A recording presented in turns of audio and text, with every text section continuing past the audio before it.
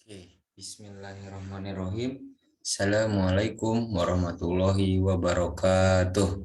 Waalaikumsalam warahmatullahi wabarakatuh. Perkenalkan, nama saya Farhan Aldi Hunaifi. Saat ini tinggal di Depok. Pada kesempatan kali ini, saya akan berusaha mengajarkan adik-adik ekonomi kelas 12 IPS pada mata pelajaran dengan judul akuntansi sebagai sistem informasi. Sebelum itu, kita akan berusaha mencoba mereview ulang apa itu akuntansi. Akuntansi adalah proses mengidentifikasi, mengukur, dan melaporkan informasi ekonomi untuk memungkinkan adanya penilaian dan pengambilan keputusan yang jelas bagi mereka yang menggunakan informasi tersebut. Misal, ada sebuah transaksi keuangan pada sebuah perusahaan. Nah, dari transaksi keuangan itu menghasilkan yang namanya proses akuntansi. Dari proses akuntansi itu menghasilkan yang namanya informasi akuntansi. Nah, dari proses informasi akuntansi tersebut, perusahaan dapat melakukan pengambilan keputusan daripada informasi akuntansi yang sudah diproses tersebut. Dari pengambilan akuntansi tadi, perusahaan dapat mengevaluasi daripada transaksi keuangan yang sudah berjalan dan melakukan program-program baru untuk transaksi keuangan yang akan datang. Manfaat daripada akuntansi keuangan ini ada 3. Yang pertama, yang paling utama adalah memberikan informasi keuangan. Selanjutnya adalah menjadi bahan pengambilan keputusan. Yang ketiga adalah menjadi bahan evaluasi perusahaan. Nah, tadi kan dari pengambilan keputusan dari perusahaan dapat menjadikan informasi akuntansi keuangan sebagai evaluasi perusahaan tersebut. Siapa saja yang dapat menggunakan informasi akuntansi? Ada 2 jenis pengguna. Yang pertama adalah pengguna internal, yang pertama adalah pengguna internal, yang kedua adalah pengguna eksternal. Siapa saja pengguna internal? Pengguna internal adalah pimpinan perusahaan dan pihak-pihak lain yang membutuhkan. Siapa saja pihak-pihak lain yang membutuhkan? Misal ada kepala bagian akuntansinya, terus kepala bagian keuangan, ataupun bagian-bagian lain yang membutuhkan informasi akuntansi ini.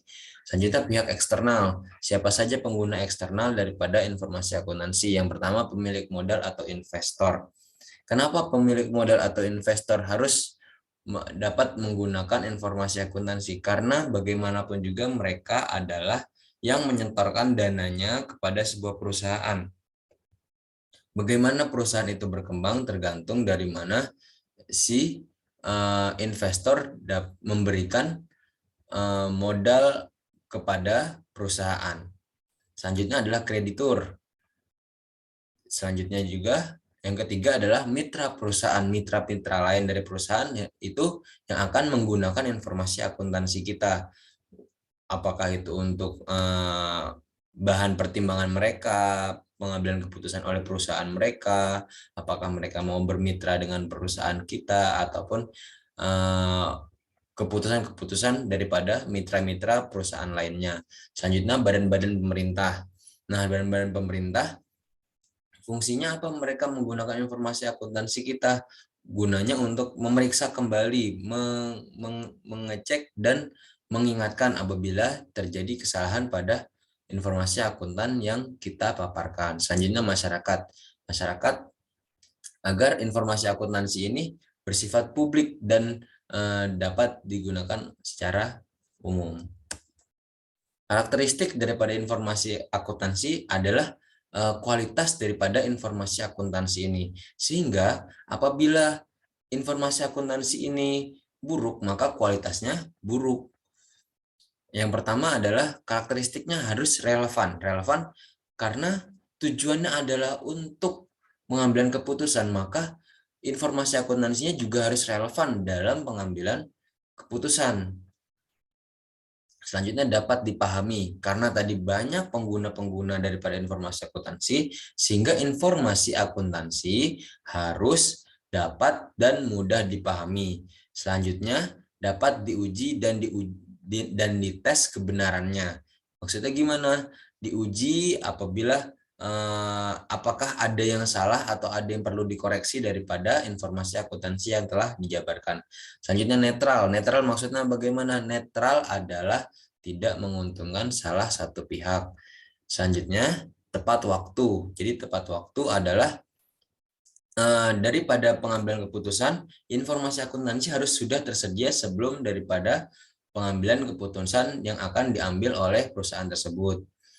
Selanjutnya dapat dibandingkan. Dapat dibandingkan adalah maksudnya dapat dibandingkan dengan perusahaan-perusahaan lain sejenis ataupun dapat dibandingkan dengan perusahaan tersebut pada jangka waktu sebelumnya, misal bulan sebelumnya atau periode tahun sebelumnya, triwulan sebelumnya dan lain sebagainya. Selanjutnya memiliki nilai prediksi. Memiliki nilai prediksi adalah memiliki nilai prediksi yang akan datang. Bagaimana perkiraan yang akan datang daripada informasi akuntansi yang kita jabarkan. Dalam informasi akuntansi, terdapat dua jenis. Yang pertama adalah bidang-bidang akuntansi dan profesi akuntansi. Bidang-bidang akuntansi adalah bidang-bidang yang membutuhkan daripada akuntansi tersebut, seperti akuntansi keuangan. Nah, seperti akuntansi keuangan adalah yang umum daripada sebuah perusahaan.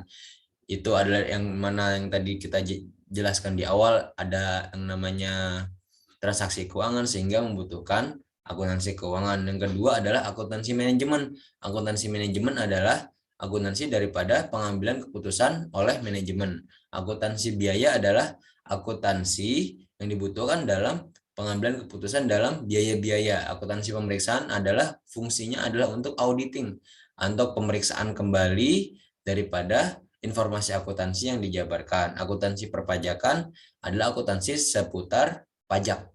Akuntansi anggaran adalah akuntansi yang berkaitan dengan anggaran-anggaran. Akuntansi pemerintahan adalah akuntansi yang terdapat pada pemerintahan. Akuntansi pendidikan adalah akuntansi yang terdapat pada bidang pendidikan. Dan terakhir adalah sistem akuntansi, yang mana sistem akuntansi adalah sistem yang dihasilkan daripada informasi akuntansi. Nah, di sini adik-adik ada atau tidak yang mau berminat menjadi profesinya akuntansi? Apa nama dari profesi akuntansi? Ada yang tahu adik-adik? Nah, profesi akuntansi adalah akuntan internal atau akuntan perusahaan. Yang kedua, akuntan publik. Akuntan publik ini banyak perusahaan-perusahaan di Indonesia yang menjadi akuntan publik. Terus akuntan pemerintah pasti untuk memeriksa kembali untuk tadi badan-badan pemerintah ketika mereka memeriksa kembali sehingga mereka membutuhkan akuntan pada bidang-bidang pemerintah. Yang terakhir adalah akuntan pendidik, yaitu yang mengajarkan kembali bagaimana si akuntan itu mengajarkan bagaimana menjadi menekuni profesi akuntansi sehingga banyak penerus yang dapat memperbaiki daripada akuntansi. Terima kasih. Sekian metode pembelajaran dari saya. Kurang lebihnya saya mohon maaf. Wassalamualaikum warahmatullahi wabarakatuh.